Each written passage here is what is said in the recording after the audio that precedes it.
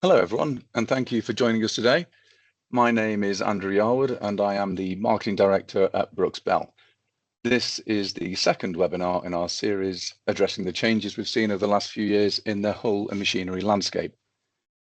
The growing size and complexity of vessels has led to a sharp rise in both incident severity and claim values. We've seen a marked rise in high-value incidents, highlighting the need for a more robust, high-quality support across the industry. As one of the most trusted names in maritime surveying, investigation, and expert witness services, Brooks Bell is running a series of focused hull and machinery webinars exploring these evolving challenges and sharing insights within the market. This, our second session, is led by Ray Luukas, a name many of you will be familiar with. He'll be discussing stern tube bearing failures, a subject that is increasingly becoming a major concern. The presentation will last around 30 minutes. If you have any questions during the session, please use the Q&A link at the top of your screen. We'll address as many as we can at the end of the presentation. If you have any comments after the event, we'll be sending a feedback form. We'd welcome your thoughts on the webinar, on the market, and your changing needs. So let's get started. I'll now hand over to Ray Luukas. Thank you, Andrew, and my thanks to everybody joining this webinar on stern tube bearing damages. Let's start with an overview of what this presentation will be looking at as we navigate through the slides. So, for this presentation, I'll be concentrating on stern tube damages and stern tube seal issues for large vessels such as bulk carriers, container ships, and tankers. I should first mention that failures of stern tube bearings can have catastrophic consequences because for single screw or single propeller vessels, there is no redundancy if it causes seizure or fracture of the propeller shaft. In other words, complete loss of propulsion with potential grounding depending upon location of the vessel and tug availability.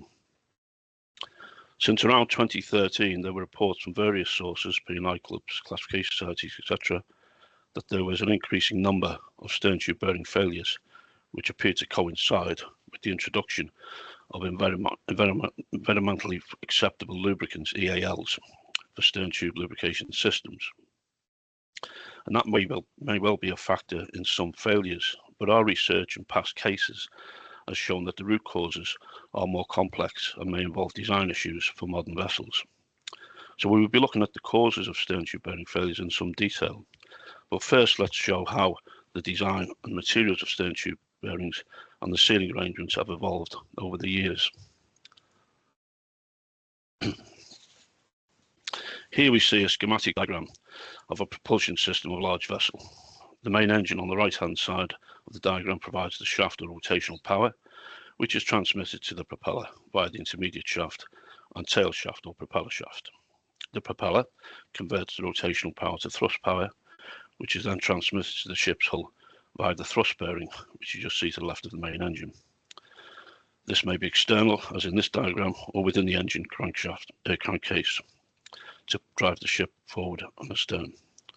The stern tube on the left-hand side of the diagram is inserted within the stern frame, and you will see that in turn the stern tube bearing is inserted into the tube and supports the weights of the rotating tail shaft and overhanging propeller. Therefore, the bearing shaft must be lubricated and cooled. The stern tube bearing may take the form of two bushes, forward and aft, or a single aft bush. The choice of this arrangement may have some influence on the reliability, as we will see later in this presentation. Historically, the first stern tube bearings were made of wood, as we'll see in this diagram. Typically lignum vitae, which means the meaning of wood of life. The first record of lignum vitae was when Christopher Columbus brought the wood from the Caribbean to Spain to use in mills. Thomas Edison first specified lignum vitae bearings in the Appleton, Wisconsin hydro plant in 1882, which is still in use today. This type of hardwood has good work characteristics and is compatible with water. During my first trip at sea as engineer cadet, it was on a general cargo vessel named the MV Dollar, which you see from the right-hand image. Built in 1961, she had a lignum-vitae bearing which was seawater cooled, as you see in the left-hand image. Seawater lubricant was simply pumped into the stern tube and discharged at the aft end, as shown by the green shading. The tail shaft was sleeved with bronze liners in way of the bushes, but parts of the shaft were still vulnerable to seawater corrosion, pitting, resulting in torsional fatigue failures. Other issues with lignum-vitae seawater lubricated bearings was the excessive wear down when in suspended abrasive materials in the seawater drawn from rivers and estuaries. Oil lubricated metal bearings then became most favourable. The most popular bearings comprised cast iron tubes, as we see in the right hand image, red arrow, which lined with typically a white metal. In this example, the bearing is about 1 metre long and ½ metre in diameter. The cast tube was 50 millimetres thick, and the white metal layer is just 3 millimetres thick. Adoption of oil lubricated metal bearings was delayed until the development of the inboard and outboard seals, as shown in this slide. The upper left-hand image shows the aft seal assembly, which is the most vulnerable because of seawater environment around it, which we will discuss later. The key components are the rope stopper, which is the red arrow in the left-hand image, and the lip seals designed to prevent seawater ingress and prevent the escape of oil to sea. You will see that the lip seals are positioned such that the hydrostatic pressure of the outside sea and that from the oil gravity tank pushes the static seals against the rotating chrome liner, assisted by garter springs, the little white dots you see above the arrows. The upper right-hand image is the forward seal mounted in the engine room at the aft bulkhead to prevent the escape of oil from that space. Referring to the lower images of the aft seal assembly, under normal conditions, left-hand image, the number 3S lip seal is idle. But if the aft lip seal number 3 fails, the gravity oil tank pressure can be redirected to bear down on seal number 3S, bringing that into operation. It is necessary to have a very small film of oil between the contact edges of these lip seals and the liners for lubrication. So this has pollution implications, particularly if the seals are worn or damaged and there is excessive leakage. The demand for anti-pollution systems brought in other designs.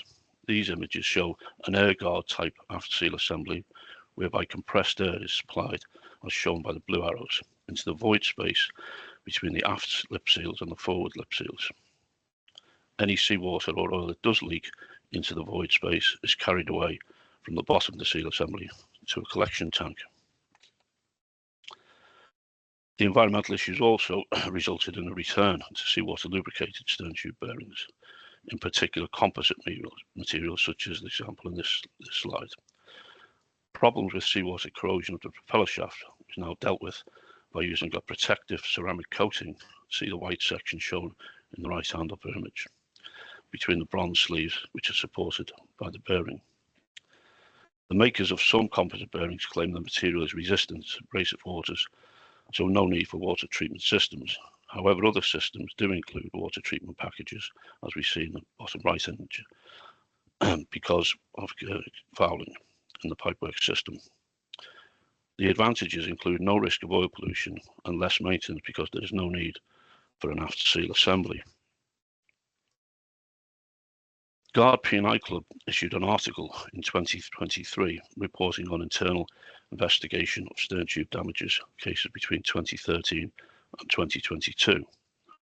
The Guard pie chart in the left-hand image shows the type of vessels that suffered the most, with bulk carriers and container ships, accounting for 53% of occurrences. For this presentation, we researched our own database, the Brooks Bell Information System, for stern tube bearing failures we investigated over the last 10 years. And as shown in the bar chart on the right-hand image, bulk carriers had the most incidents. Of course, we do not get involved in every case, but the pattern is similar to that of Guard's findings, at least for bulk carriers. The Guard root cause analysis was narrowed down to focus on bulk carriers and container ships. with reported causes categorised as shown in this slide. Perhaps not surprisingly, fishing net entrainment into the aft seal assembly was the most common cause of bearing failures due to the loss of lubricating oil, seawater ingress, or both. In October 2024, the World Wildlife Fund reported 500,000 to 1 million tonnes of so-called ghost gear fishing equipment is lost or abandoned at sea each year. In our experience, large vessels in ballast condition with reduced draft or even propeller partial immersion are particularly vulnerable to deep water fishing areas, gill nets around South Africa. Again, the vulnerability of the aft seal assembly is highlighted in these Lloyd statistics in the right-hand image, 43% of system failures being related to the aft seal. In this case, we investigated a large amount of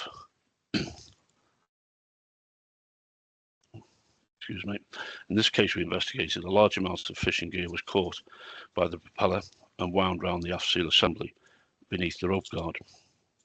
The left-hand image is taken after the rope guard was removed.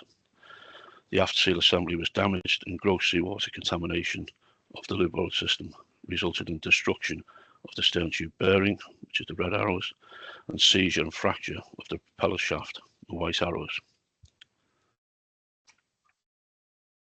Now, leaving aside worn seals and fishing net entrainment, the guard root cause analysis included these factors, including propeller shaft misalignment, turning hard to starboard, and low draft navigation, which actually means propeller partial immersion. But I will show that the latter two factors are also related to misalignment. So it could be said that the 8%, 3%, and 11% are the same issue, meaning 22% of occurrences were due to propeller shaft misalignment. I could also include design fault of 8% if that caused misalignment. Guard also reported a significant increase in stern tube shaft damages, coinciding with the introduction of the aforementioned environmentally acceptable lubricants, EALs, which are synthetic biodegradable oils, to comply with vessel general permit requirements in 2013 by the US Environmental Protection Agency. This required that all vessels over 79 feet trading in US waters must use EALs in all oil-to-water interfaces, which included stern tube lubricating oils using conventional aft seal systems.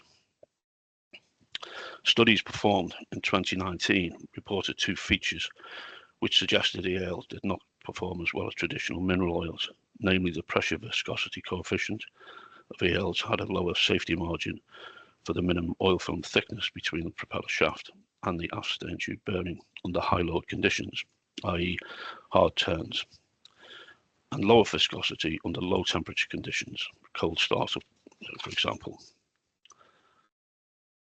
However, experience at Brooks Bell also showed that the stern tube bearing and propeller shaft damages occurrences also coincided with ship design changes, including the introduction of vessels compliant with Energy Efficient Design Index, which meant high-powered main engines, slower speeds, and larger, heavier propellers, which resulted in an array of challenges for the propeller shaft alignment with the stern tube bearings. Optimization of vessels brought in more flexible hull structures with larger propeller shafts and shorter in length that were more rigid, so there was a conflict with the shaft being able to accommodate in the aft bearing within the class limits for alignment, which is 0.3 milliradians, or a slope of 3 millimeters over a 1 meter length. That's an angle of 1/60th of a degree, so a very small allowable misalignment angle. The static alignment checks done in dry dock and the keel blocks are important, but they do not allow for the operational conditions, such as eccentric propeller forces acting on the shaft, causing bending moments, particularly during hard turns of the rudder. These conditions resulted in what is now known as dynamic misalignment, a phenomenon that did not even feature in class rules until relatively recently. As can be seen from these images, the bending of the shaft then resulted in edge loading and high bearing pressures at the aft end of the bearing. So, a byproduct of the drive for energy efficiency led to slower engines, larger, heavier propellers with a consequential impact on bearing loads. Another operational condition, which was a relatively recent factor, in stern tube bearing failures was sailing at reduced draft with partial propeller immersion, as illustrated in the left-hand side image of this slide. Again, this caused eccentric forces, bending moments of the shaft, and edge loading, metal-to-metal contact between the shaft and the aft bearing, with consequential wiping of the white metal, as we will see in the images of the next slide. The left-hand image is a finite element analysis showing the high edge loading, the red patch, at the very aft end of the bearing. The right-hand side image shows wiping damage to the white metal layer as a result of overheating, high stress, and resulting smearing of the material, termed wiping, as an analogy to sliding of a knife over butter.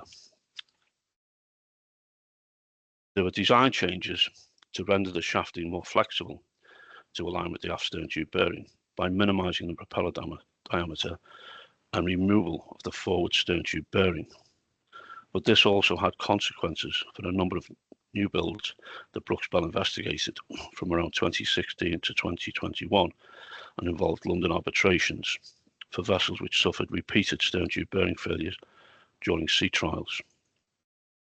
These vessels were around 60,000 tons deadweight with heavy 5-bladed propellers, single plain white metal aft stern tube bearings supporting propeller shafts with a diameter of just over 500 millimeters.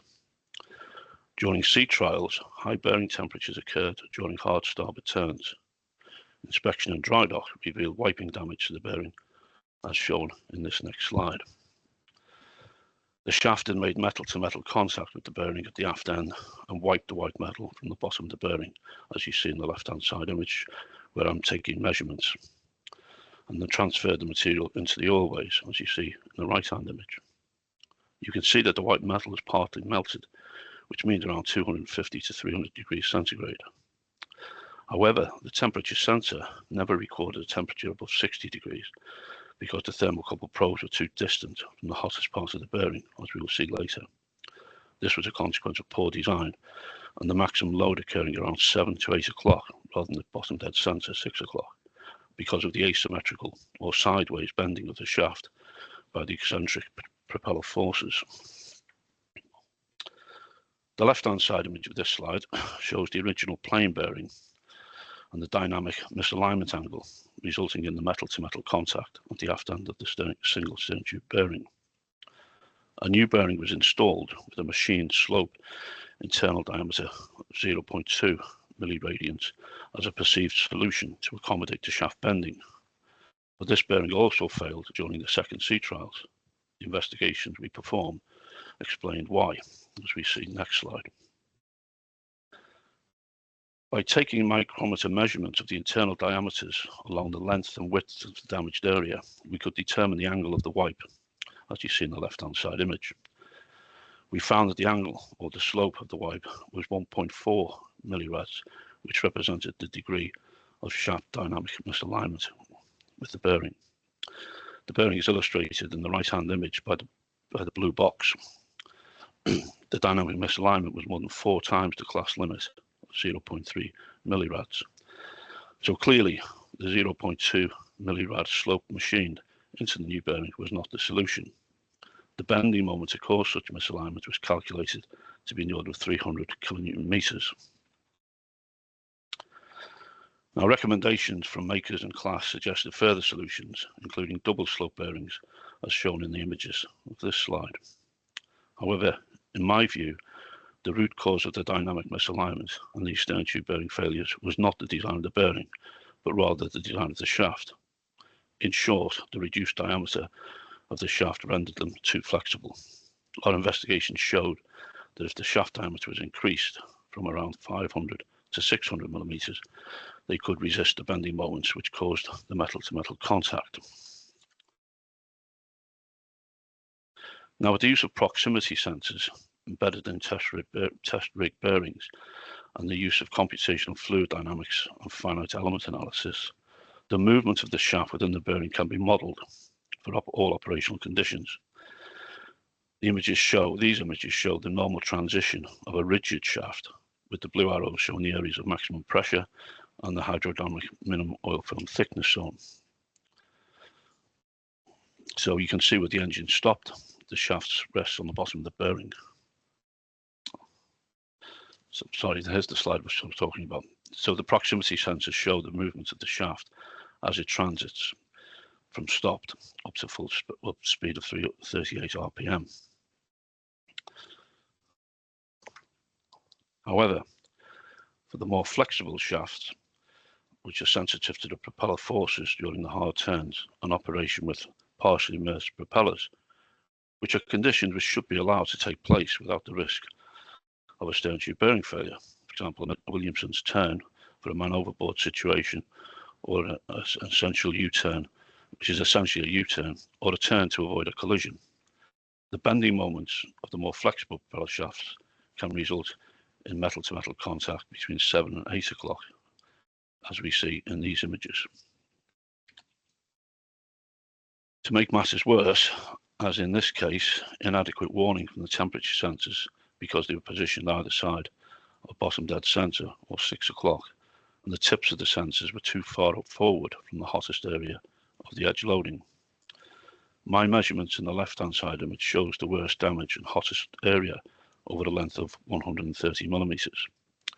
But the end of the thermocouple drilling in the bearing, which was about 10 millimeters below the surface of the white metal layer, was 270 millimeters from the aft bearing. And that assumes the sensor was fully inserted down the drilling. This explains why in one of the cases we dealt with, the highest temperature recorded during the sea trials was only 48 degrees. The alarm was set at 60 degrees, but inspection revealed melting of the white metal, which is a temperature of about 250 to 300. Now, initially, parties considered that the EAL was the cause of the stern tube bearing failures. But in the cases we investigated, the failures occurred regardless of which lubricant was in use, be it mineral oil or EALs. Indeed, as shown in this image, an oil temperature of 40 degrees or more, at an oil temperature of 40 degrees or more, the kinematic viscosity of the EAL oil is superior to that of the mineral oil. Viscosity being one of the most critical factors for the formation of the hydraulic oil film separating the shaft from the bearing. So with the exception of any initial cold starts, the oil film temperature will, in my view, always be 40 degrees or more. Furthermore, all the papers published by Class and others warning about the use of EALs noted that any alleged inferior qualities of the EAL oil only occurred during extreme high bearing load conditions, i.e. the hard turns and partial propeller immersion conditions. But such conditions would not exist if the root cause was dealt with, i.e. more rigid propeller shafts, or if double slope bearings could accommodate the too flexible shafts, or even multi-slope bearings for that matter. Now, this is not an insignificant issue, because some ship operators may have been put off using EALs because of these reports, which is not good for the environment, and indeed would be problematic for vessels visiting US ports, unless other systems are adopted, which I spoke about earlier, i.e. the water lubricated bearings and air injected aft seals. I should also mention that during the very detailed forensic investigations we conducted on the new build stern tube bearings, which was a multidiscipline project over 4 years involving marine engineers, naval architects, tribologists, thermodynamic experts and master mariners, and tank modelling work. Work carried out by a professor from Georgia Technical Center in the USA demonstrated conclusively that there was no merit in the allegations that the EAL oils were inferior to mineral oils. Indeed, in our cases, this aspect was dropped. So, in summary, I list here the main points of this presentation: that the entrainment of fishing materials still remains the main cause of aft seal failures and stern tube bearing damages. The optimization of vessels with the heavy propellers, flexible shafts is another factor regarding design. And the root cause may well be design of the propeller shaft system with insufficient capacity to withstand the bending moments generated by the propeller forces. Environmentally friendly lubricant bearings became more popular again, and aft guard stern tube seals with compressed air also come into use. Finally, reports of EALs being inferior to mineral oils, I think, should be treated with caution. And I just list a few links there for further reading on the subject. Thank you for listening. I will now hand back over to Andrew. Thank you, Ray, for that detailed and informative presentation. It appears that stern tube bearing failures is a topic that's hit home with some of our audience. We've had several questions in already. And remember, please, to use the Q&A button at the top of your screen if you've got one yourself. So let's take a look at what we've had in. A question here, Ray, has there been any study why bulk carriers are overrepresented? I'm not aware of any studies having been carried out on that subject, but I suspect it's to do with the design to increase the efficiency of those vessels, with the engines being high powered but slow speed. Bearing in mind that speed is a factor in the formation of the hydraulic oil film, and also let's bear in mind that there's bulk carriers are the most common of the vessels and the most hard-working, so that may be an issue, but I'm not aware of any particular study why they're so vulnerable. Okay, thank you. Do you have any further recommendations for the crew to ensure that the stern tube lubrication and monitoring system are working as required? Yes. So temperature monitoring should be done regularly, constantly, and also it's worth looking at the trend of increase in temperature as well, the rate of change of temperature. Other factors are testing for water monthly, which can be done on board of the oil. Oil analyses in laboratories at least every 3 months, and then monitoring of the tanks. So the header tank for the lubricating system, monitoring the level in that regularly to make sure there's no losses. The same for the aft seal monitoring tank, but not just for the loss of oil, but the increase as well, which might indicate that there was a water ingress problem. Some of the modern designs now, ABS for example, are promoting monitoring real time of the clearance between the bearing and the shaft, but that's relatively modern, and I'm not sure that that's installed in systems just yet. And that could set off an alarm if the shaft is coming too close in contact with the bearing. But this problem is still there. If a captain has to take collision avoidance action, even if the shaft does come close, he still has to take that action. So I still think the root cause has to be dealt with, which is the design and good design of the shafting system, which can be, that's the very first stage when the ship's being designed and built. Okay, thanks, Ray. Quite a technical question, I think, this one. If the water seals are damaged on a 2 water seal and 1 oil seal sealing system, what is the probability of damage to oil seal and oil leakage? Well, it's a very high probability of it, and all that can be done is to change over to the emergency seal, which I showed earlier on, seal number 3S, where you redirect the header tank oil to press that seal down, but that's your only seal left then. So the situation can be quite dangerous. Okay. Could incomplete immersion of the propeller at slow speed trial of a new build with water lubricated stern tube lead to immediate bearing failure? Not immediate if it's at slow speed. Obviously the eccentric force is caused on the propeller by the partial immersion. So basically there's a thrust on the bottom of the blades in water, and then there's no thrust when the blade comes to the top, and that causes the bending moment. If it's at slower speed, then there's less risk, but that's not the solution, because you should be able to operate at normal sea speed under all conditions. Okay, thank you. You mentioned earlier on wooden stern tubes. Are these a genuine viable solution for modern large vessels? I think the possibly the better one would be the composite materials. I haven't actually seen lignin Vitae bearings in large vessels. I have seen them in super yachts, But I think the composite bearings, such as Thorndon, for example, as a maker, so these are basically plastic bearings with hard resin materials. They're more reliable, I would say, and more popular. Okay. How do you detect early signs of failure, and can that be done during maintenance?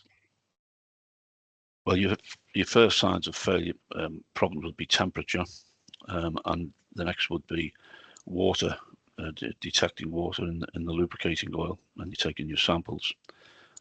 They're your main warning signs. Okay, that's it for the questions. That brings us to the end of our second webinar in our Hull & Machinery series. So thank you to everybody who has joined us today, and thank you very much to Ray Luukas for the presentation. We'll be hosting another webinar in the new year on marine diesel engine crankshaft failures, so please keep an eye out for that invitation. Also, for the feedback form, as mentioned, we'd welcome your views. A recording of today's webinar will be available on our YouTube channel alongside our first webinar from earlier in the year on engine room fires. We'll also share the link on our LinkedIn page and our website. So thanks again for your time. We look forward to seeing you at the next session. Thank you.